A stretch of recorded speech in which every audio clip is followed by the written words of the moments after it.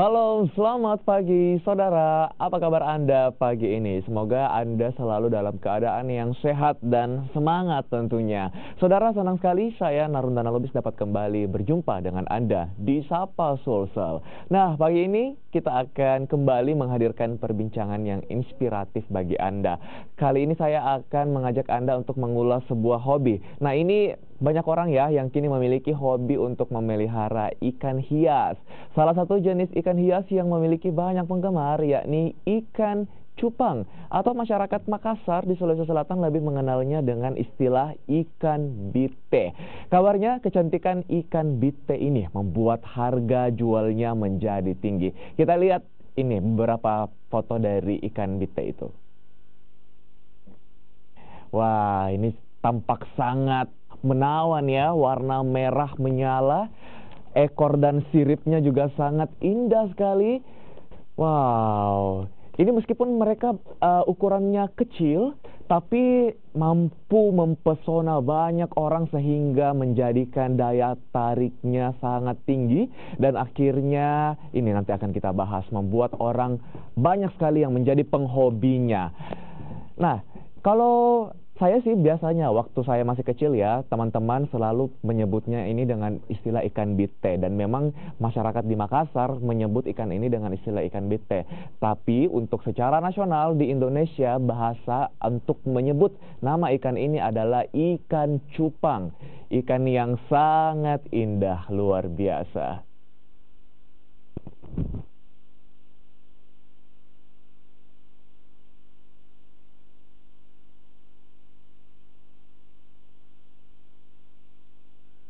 Nah, itu dia, cantik-cantik sekali bukan ikan cupang atau ikan bite ini. Lalu apa menariknya ikan cupang dibandingkan dengan ikan-ikan yang lainnya? Langsung saja kita akan bahas seperti apa serunya menghobikan ikan cupang ini. Bersama saya sudah hadir Bapak Purba, pecinta ikan cupang. Selamat pagi Pak Purba.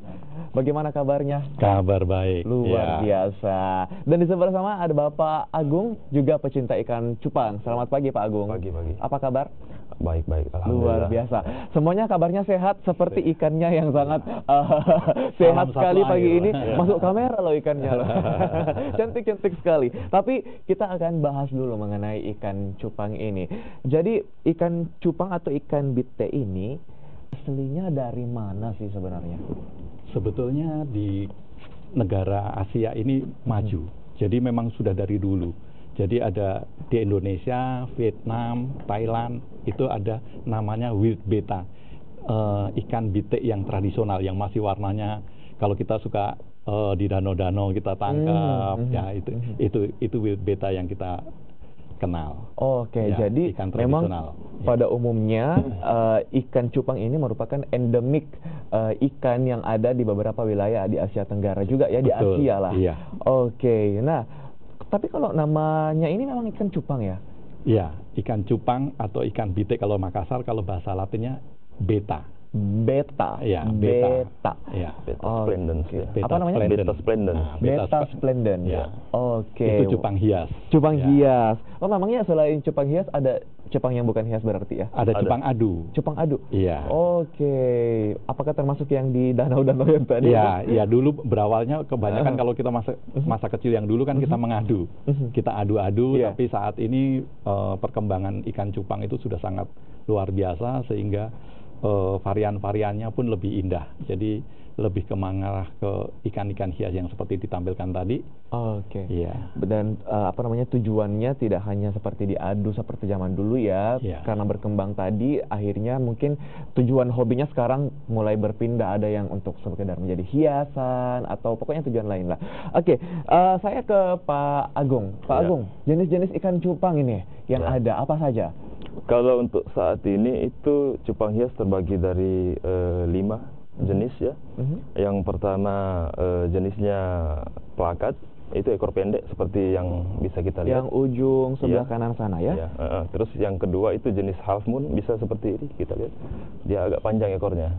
Oke, Iya. berarti bedanya ekor ya yang Ya, membedakan. yang Terus membedakan. yang ketiga? Yang ketiga itu ada jenisnya crown tail. Dia Crown itu Boleh diperlihatkan kamera yang crown tail dia ya? ekornya itu berduri kayak duri. Jadi macam kayak mahkota kerajaan, makanya dinamakan Crown tail, ekor mahkota. Betul, betul sekali.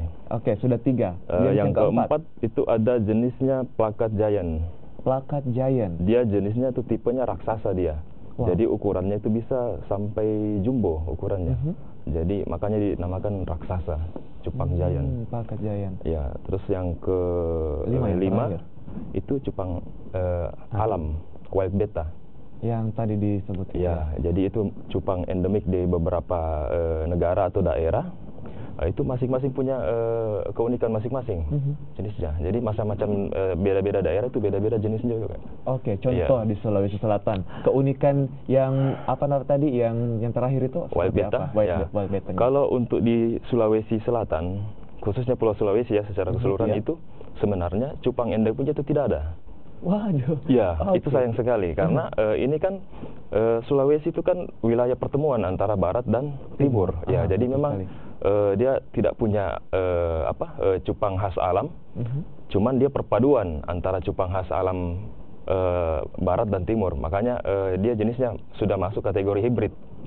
Jadi jenisnya dia itu bisa dikatakan veil-tail, dia model klasik lah istilahnya, cupang alamnya. Ya, tapi untuk klasifikasi cupang alam itu belum bisa sebenarnya.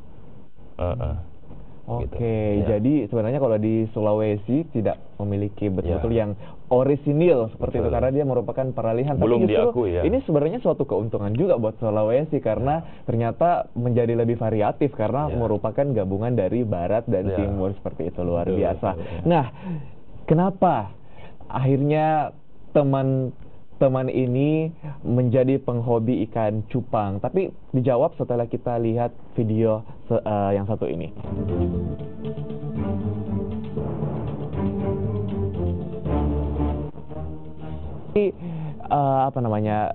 Ikan-ikan yang memang luar biasa ya ini, biasa dipertandingkan juga berarti ya? Iya, kontes. Oh, kontes. Kalau jenisnya hias itu dia dikonteskan. Kalau jenisnya hias. Iya. Tapi kalau yang wild betta tadi? Sama, masuk di anu juga. Cuman bedanya yang tarung. Kalau tarung itu diturnamenkan. Iya.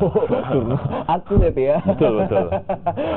Oke, ini jenis apa? Aduh, ekornya sangat menawan. Half moon. Ya. Half moon. Half moon. Half moon. Half moon. Setengah bulan. Bulan sabit. Half moon ya. Oke, ini apa namanya? Ikan cupang ini dia warnanya bisa bervariasi. Itu memang orisinil dari mereka atau ternyata di hasil kawin mawin seperti itu? Hasil kawin mawin. Jadi kalau untuk negara sebetulnya yang paling maju memang Thailand. Thailand ya. Thailand memang maju. Kalau untuk di Indonesia yang sangat variatif itu dari Medan. Dari kampungnya Bapak sepertinya. Sumatera Utara. Oke, kok bisa Thailand itu lebih maju dibandingkan negara-negara yang mengembangkan ikan cupang lainnya? Saya kira mereka berangkat dari beternak secara teknologi, sehingga mereka warna-warnanya pun lebih cerah, warnanya lebih atraktif, dan variannya mereka memang lebih unggul daripada kita. Oke, dan pastinya mereka memiliki penelitian juga yang tentunya sudah sangat maju karena bisa mengembangkan teknologi yang akhirnya membuat perkembangan ikan cupang menjadi lebih maju dari negara-negara lainnya. Kita akan kembali berbincang mengenai ikan cupang ini, seru sekali tentunya setelah jeda. Tetaplah bersama kami di Sapa Sulsel.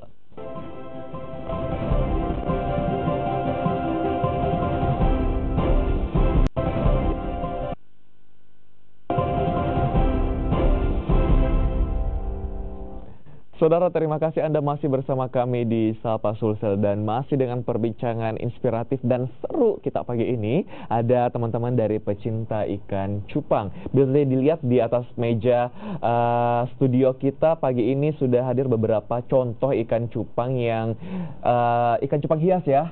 Ini cantik-cantik sekali semuanya. Ada yang merupakan khas Makassar. Dari Makassar karena ternyata ini dalam tanda kutip produk yang dihasilkan dari pecinta ikan cupang asal Makassar. Nah, boleh diceritakan dong Pak, ini tidak kalah dari yang Thailand tadi. Kenapa dia bisa menghasilkan jenis baru? Ya, kita bisa berbangga dengan hasil karya anak Makassar bisa disebut Daeng Nano. Daeng Nano. Ya, dia tinggal di Daeng Tata. Oke.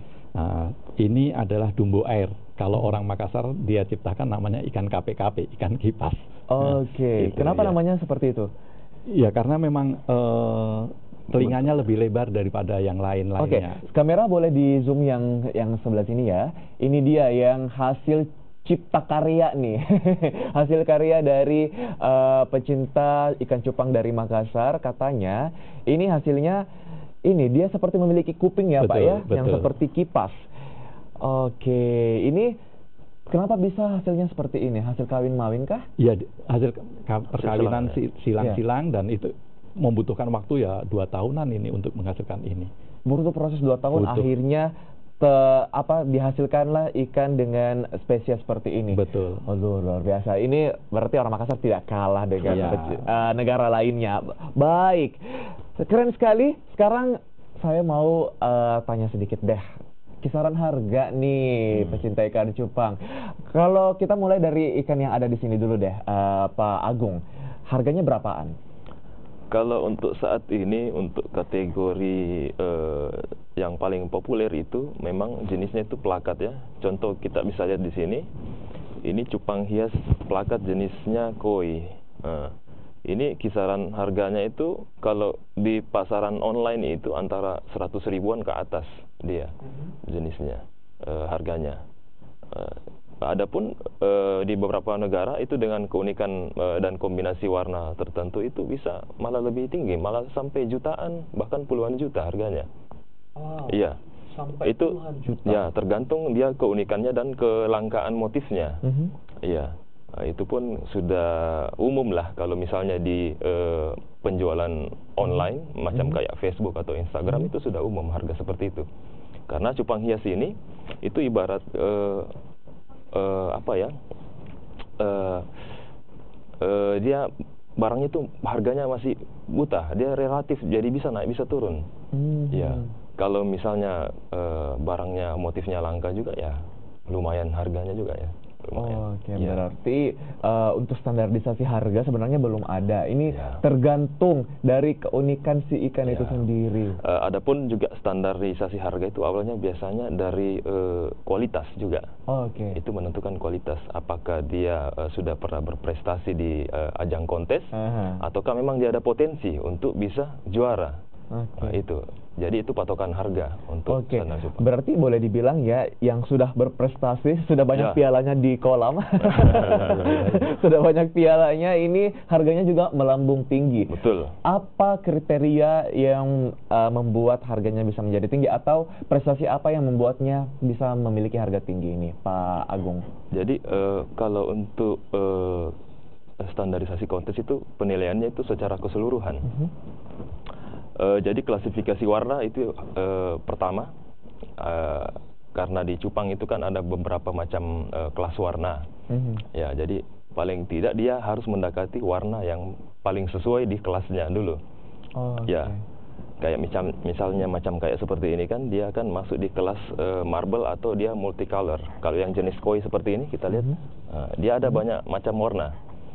Dari situ kita bisa tarik lagi perbandingan dan komposisi warna, baik di kepala, di badan, di sirip-sirip dan semuanya, dan keserasiannya ya, keindahannya.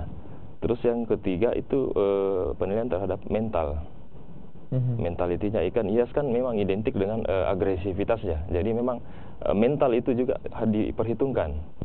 Iya, jadi kalau misalnya ada ikannya yang loyo, nggak mau main itu sudah. Kalau ada yang dapat ya. tidak agresif, aduh, kamu bukan ikan bite.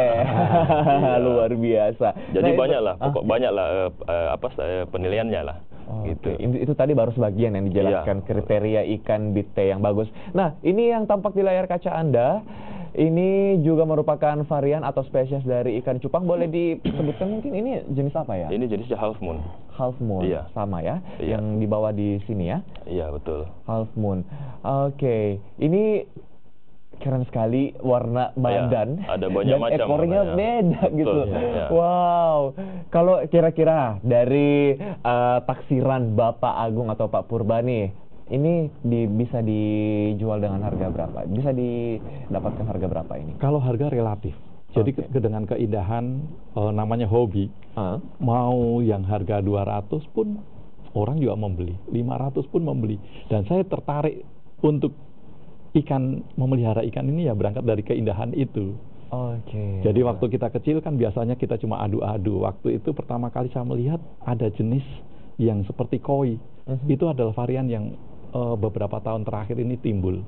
Maka saya bilang sudah ada koi seperti ini. Makanya saya wow, cantik sekali. Nah, ini apa namanya? Mereka ditempatkan dalam satu wadah seperti itu kan, mereka pada dasarnya memiliki insting yang agresif seperti itu. Ini mereka tidak bertarung satu sama lain seperti itu? Ya, adanya sifat mempertahankan daerah sendiri itu, makanya teritorial model mempertahankan wilayah masing-masing, makanya cupang hias itu harus dipisahkan dengan yang lain. Karena untuk menjaga keindahannya tetap utuh, biar tidak sobek-sobek ya jangan digabung lah. Oke. Jadi memang ya itu tadi, karena nalurinya ikan bite ini pengen. Jadi memang harus dipisahkan. Seperti yang dibawa ke studio pagi ini, mereka wadahnya satu persatu dipisahkan. Aduh, sangat banyak yang bisa kita bahas pagi ini tentang ikan cupang. Kita juga masih akan lanjutkan lagi. Nanti di segmen 3 kita akan membahas mengenai komunitas ikan cupang yang ada di Indonesia, khususnya di Makassar. Tetaplah bersama kami di Sapa Sulsel.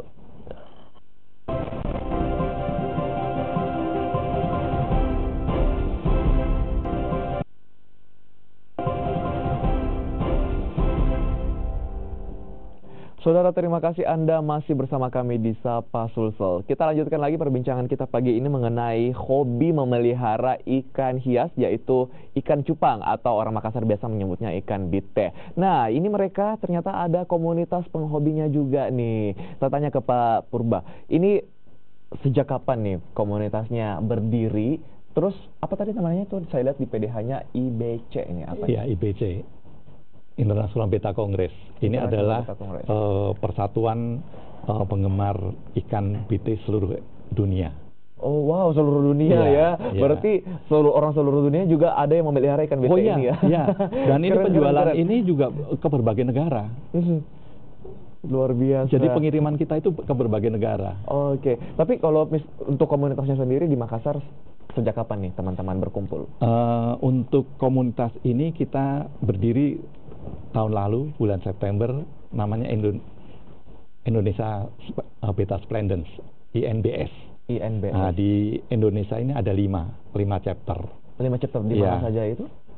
Di Jakarta, Medan, Makassar, Surabaya ya. Palembang. Tadi Makassar yang terakhir sepertinya ya. Luar biasa. Nah, ini mereka ternyata tersebar juga di beberapa kota besar di Indonesia untuk teman-teman komunitas penghobi ikan cupang ini. Kabarnya mereka ini akan melaksanakan sebuah pertemuan atau kongres bersama seluruh pecinta ikan cupang seluruh dunia. Wow, luar biasa. Pak Agung, kapan acaranya ini dan di mana? Jadi program kita itu untuk bulan 7 itu rencananya kita adakan, kalau bukan di Transmall itu di Pinisi Point rencananya. Jadi kita ada program event internasional, tajuknya Infinity Flare. Jadi itu dia sudah masuk Liga Area 6. Area 6 itu artinya dia se-Asia Tenggara. Jadi pesertanya itu nanti ada sekitar 11 negara. Indonesia salah satunya, dan negara-negara tetangga seperti Singapura, Malaysia, Filipina, sampai Jepang ya. Jadi berbanggalah kita Makassar itu sudah masuk dalam Liga Sektor 6. Jadi kita kebagian satu event untuk kalender internasional gitu. Jadi semua pemain, semua ikan dari berbagai negara nanti bisa kita nikmati bertarung di event IBC Makassar. Gitu. Luar biasa. Ini Makassar jago sekali ya. Komunitasnya baru terbentuk September ini, baru sekitar berapa ini? 5 bulanan. Tapi sudah bisa menjadi tuan rumah event internasional untuk kegiatan ikan cupang ini. Nah, nanti di acaranya itu tadi disebutkan bulan berapa tadi? Bulan 7. Bulan Juli ya Pak Iya, Purba ya. iya. Nah, akan ada kegiatan apa saja nih di dalam rangkaian acara kongres nanti?